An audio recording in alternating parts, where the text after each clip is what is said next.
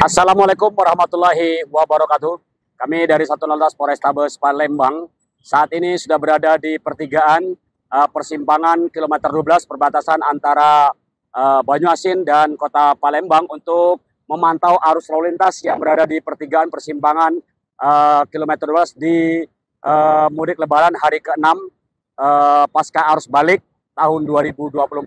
Nah, kita lihat kendaraan yang dari arah Jambi atau Banyuasin yang akan mengarah ke Palembang, Lampung rame tetap lancar, dan juga sebaliknya kendaraan yang dari arah terminal kilometer 12 ataupun dari arah Lampung yang akan menuju ke Jambi terpantau rame lancar. Dan juga sebaliknya kendaraan yang mengarah ke Kota Palembang atau mengarah ke arah bandara saat ini situasi rame lancar. Dan kami ingatkan kepada pengemudi kendaraan untuk tetap berhati-hati, utamakan keamanan keselamatan. Bila Anda capek, lelah, ngantuk, segera beristirahat di pos PAM, posyandu pos terpadu atau rest area yang aman dan nyaman.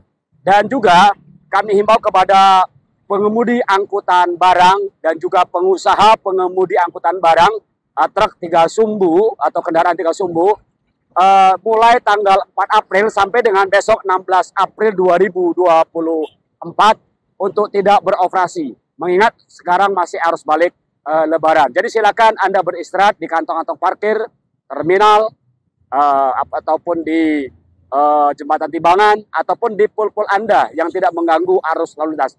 Jadi besar harapan kami kepada pengemudi angkutan barang, truk 3 sumbu untuk tidak melintas saat ini sampai dengan tanggal 16 April 2024.